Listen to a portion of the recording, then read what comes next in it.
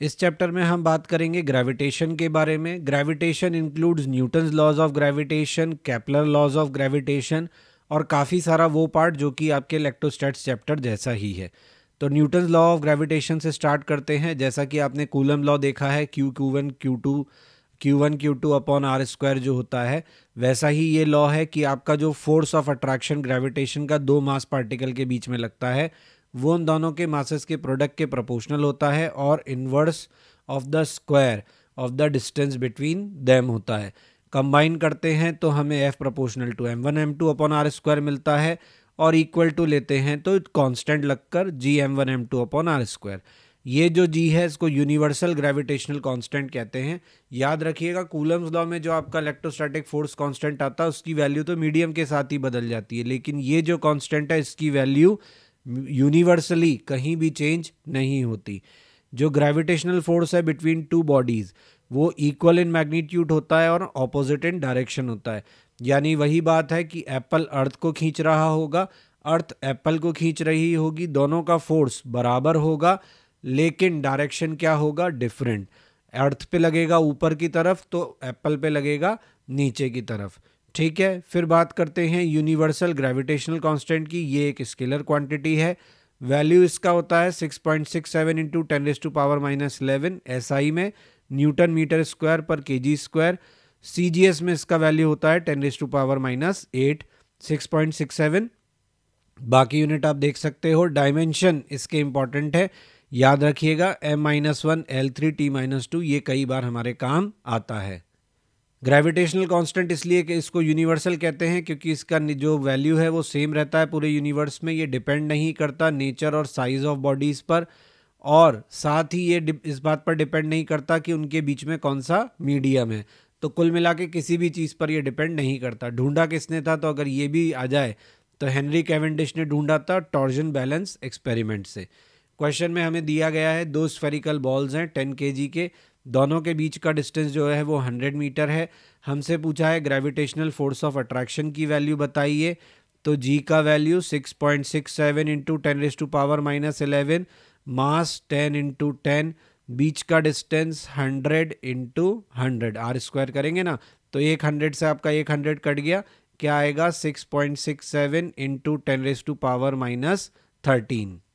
फिर दूसरे क्वेश्चन में हमें कहा है दो पार्टिकल हैं, दोनों का मास m है, मूव कर रहे हैं सर्कल पे रेडियस r के under the action of their mutual gravitational attraction, find the speed of each particle. इसको बाइनरी स्टार सिस्टम के नाम से भी पूछा जाता है।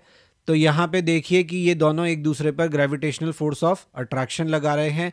तो ग्रेविटेशनल फोर्स ऑफ अट्रैक्शन की वैल्यू कितनी होगी, G m1 m2 अपॉन बीच का डिस्टेंस कितना है 2r, तो 4r स्क्वायर। तो किसी भी एक पार्टिकल पर हम फोर्स की वैल्यू लिख देते हैं। फोर्स की वैल्यू इतनी है, जिस सेंटर के अबाउट रोटेट कर रहे हैं वो है आपका r डिस्टेंस पे, तो mv स्क्वायर बाय r। तो यहाँ पे दोनों पार्टिकल पे जो ग्रेविटेशनल फोर्स लग रहा है वो हमेशा टुवर्ड्स द सेंटर लग रहा है, और यही क्या देगा हमको, नेसेसरी सेंट्रीपिटल फोर्स। तो r से r कैंसिल हो जाएगा, हमसे v पूछा है, कितना आ जाएगा, v बराबर m बाहर और यहाँ 2 बाहर हो जाएगा, एक r अंदर g अंदर, तो ये m भी इनफैक्ट कट जाएगा, तो हमारा आएगा v इक्वल टू, एक बार पूरा ही कर लेते हैं इसको, G M square upon 4r into m से m कैंसिल, तो √gm बाय 4r। तो ये स्पीड होगा दोनों पार्टिकल का। फिर हमसे पूछा है कि मास m है, उसको हमने दो टुकड़ों में तोड़ा, बड़े मास m को तोड़ा छोटा m और m माइनस छोटा m में, और दोनों को सेपरेट कर दिया सर्टेन डिस्टेंस से। पूछा है ratio of small m upon capital M कितना हो कि वो मैक्सिमाइज कर दे उनके बीच में ग्रेविटेशनल फोर्स को। अब आपको पता है इस क्वेश्चन को बताने के लिए मुझे सोल्यूशन भी लिखने की ज़रूरत नहीं है। सेम आप क्वेश्चन देख चुके हो इलेक्ट्रोस्टैट्स में, जहां एक बड़े चार्ज को दो टुकड़ों में तोड़ा जाता है और पूछा जाता है कि क्या रेशो हो कि इनके बीच में जो फोर्स है वो मैक्सिमम लगे। तो ऑब्वियसली आंसर क्या है यहाँ पे 1/2।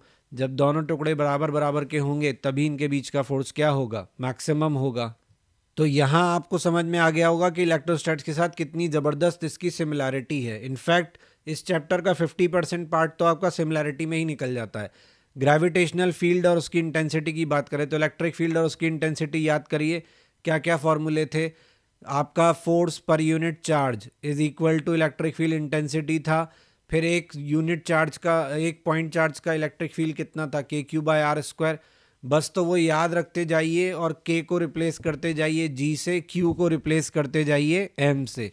तो gravitational field intensity at a point within a gravitational field is defined as gravitational force exerted on unit mass. क्या बोला था मैंने? तो फोर्स पर यूनिट मास हो गया, वहाँ फोर्स पर यूनिट चार्ज था। इसकी यूनिट क्या होगी? वहाँ न्यूटन पर कूलम था, यहाँ न्यूटन पर किलोग्राम है, क्योंकि वहाँ पे नीचे डिनोमिनेटर में चार्ज आता है। डायमेंशन लिखेंगे तो LT-2 इसके डायमेंशन हो गए, जो कि एक्चुअली में किसके डायमेंशन है? एक्सेलरेशन के डायमेंशन है। यहाँ पे डायमेंशन का ध्यान रखना, ये डायमेंशन और इलेक्ट्रिक फील्ड इंटेंसिटी के डायमेंशन वो डिफरेंट है, ठीक है। इसलिए इसको अर्थ के केस में स्मॉल g भी बोलते हैं हम, एक्सेलरेशन ड्यू टू ग्रेविटी, क्योंकि डायमेंशन दिख रहे हैं आपको, ठीक है। अब आगे बढ़ते हैं। Gravitational field intensity due to a particle, point mass की बात करते हैं। तो पॉइंट मास के कारण किसी टेस्ट चार्ज पे फोर्स लिखोगे तो क्या लिखोगे? Gm/m/r²। m का वैल्यू, टेस्ट चार्ज का वैल्यू, टेस्ट मास का वैल्यू क्या दिया हुआ है? 1 यूनिट पॉइंट। तो अब आप क्या लिखोगे? Gm/r²। इंटेंसिटी, अच्छी बात यह है कि यहाँ पे चार्जेस की तरह अट्रैक्शन और रिपल्शन का केस नहीं है। हमेशा आपकी इलेक्ट्रिक जो ग्रेविटेशनल फील्ड इंटेंसिटी है वो नेगेटिव ही होगी। मतलब आपका जो भी सोर्स मास होगा वो हमेशा अपनी तरफ ही अट्रैक्ट करेगा। तो आर वेक्टर होता है सोर्स से टेस्ट की तरफ, और इंटेंसिटी होती है टेस्ट से सोर्स की तरफ, ठीक है। आर और इंटेंसिटी दोनों एक दूसरे के ऑपोजिट डायरेक्शन में होते हैं। तो यहाँ हमने वैल्यू रखी तो क्या मिला हमको? Gm/r² minus are cap. अगर इसको वेक्टर फॉर्म में लिखेंगे तो Gm/r³ माइनस आर वेक्टर। तो मुझे नहीं लगता कहीं फॉर्मूलों में आप गच्चा खाने वाले हो। अब बात कर लेते हैं सॉलिड स्फीयर की। तो अब आप याद करो, आपका नॉन कंडक्टिंग स्फीयर का जो केस था वही केस यहाँ होगा। बाहर वाले पॉइंट के लिए KQ/R², Gm/r², और इंटेंसिटी जो है वो वेरी करेगा 1/r² से। सरफेस पे मैक्सिमम होगा Gm/r²। अंदर आपका क्या होगा? Gmr/r³, यानी proportional to radius, proportional to distance from centre. और मैक्सिमम कहाँ होगा? सरफेस पे, जैसा कि मैंने आपको बताया। अब आपका जो इलेक्ट्रिक फील्ड इंटेंसिटी का ग्राफ था वो जस्ट उल्टा बनेगा, क्योंकि वो पॉजिटिव इंटेंसिटी का था। यहाँ इंटेंसिटी हमेशा कैसी रहती है? नेगेटिव। अगर शेल के कारण लिखना है तो क्या करना होगा? तो याद करो, शेल में सरफेस तक तो आपका फील्ड क्या रहता है? Field intensity 0। तो यहाँ भी फील्ड इंटेंसिटी शेल के केस में क्या रहेगा? 0।